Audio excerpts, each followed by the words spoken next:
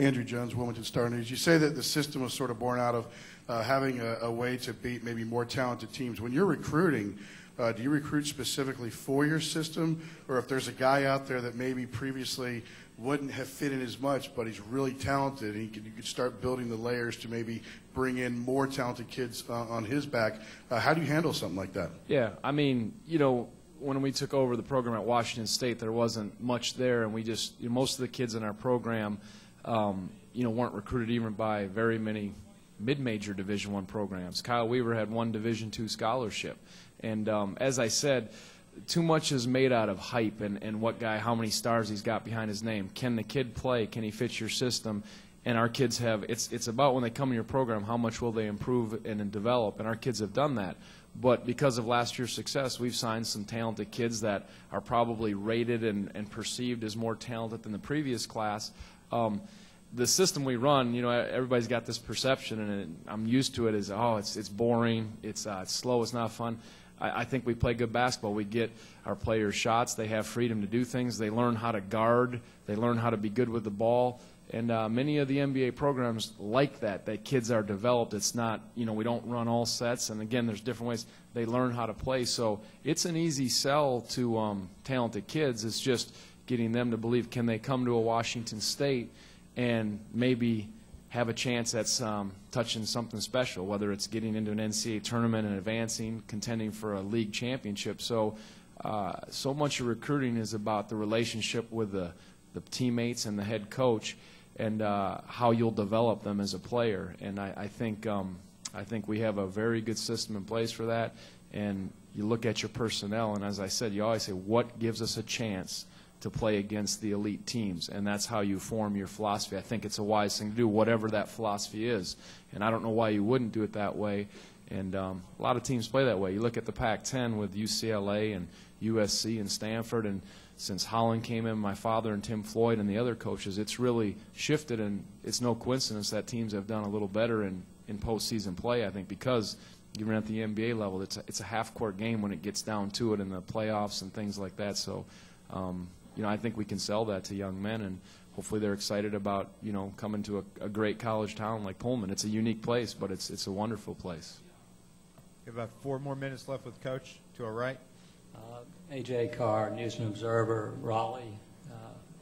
Just wanted to ask you for the namesake of your offense and defense. Is that the blocker mover that your dad developed? Is Yep. that the name of it still? Yep, we use the blocker mover, certain things, and the pack defense. The pack line defense, Yep. is that right? Yep. The same. I don't know if it's because he grew up in Green Bay and it's from the Packers or not, but the pack defense is more just the idea of being packed in and protecting the lane, and not trying to get split and beat defensively. But, yes, we run the pack defense, and a lot of teams in the country have used those principles and those philosophies. Is your dad here this Yes, week also? he did. Yep, he's here. So he might be out on the golf course right now. I'm not sure, but he did come, and this has been real special for him to see these young kids develop that he brought in. Brett Strelo from the Salisbury Post. In order to slow down a team as fast as Carolina, offensively, is it about execution to where there's not missed shots, or is it not sending as many guys to the offensive glass? What are the different ways to slow them down? I mean, that's the great challenge. I mean, obviously you have to get back. I think if you're going to have a chance against North Carolina, you have to try and take care of the basketball, because when they turn you over, I mean, they're at the other end laying it in before you can even get close to getting back. So handling the ball, being sure with it.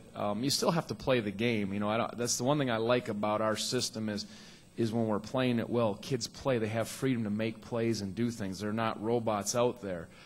So we'll still have to play. When opportunities are there, you have to take advantage of them. And we talk about being patient, sound, and aggressive.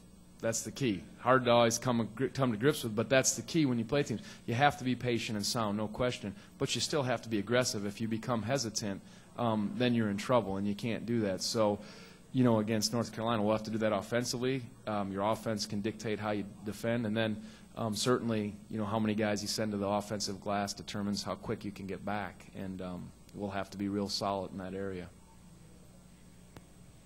Tony John Henderson, Denver Post. What impresses you about Ty Lawson?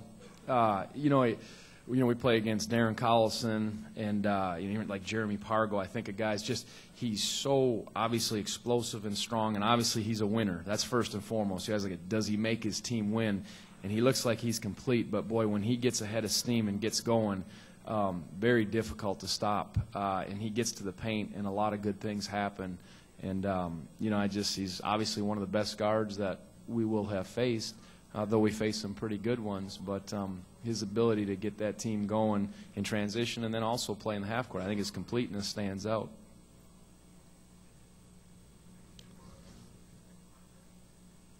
Coach Joe Gilio again. North Carolina has talked a lot about their loss to Georgetown in the tournament last year. How much do you guys talk about the overtime loss to Vanderbilt or use that as motivation? Well, we use it. We don't dwell on it, but it just the big thing that we talked about is did we learn from our loss before we played before we played Notre Dame? We talked about that. Did we learn from being in that same spot a year ago? Because we were close to advancing to the Sweet 16, and we did some things that I thought hurt us in that game. We said, hey, let's see if we've learned well from that, because that's what it's all about. And I thought the guys did a good job of learning that. So that was used, that motivation, and they were aware of it, but didn't dwell on it. I think you can obsess about that stuff too much, and then it kind of restricts you. Anyone else? We'll also start addressing questions to the two student athletes.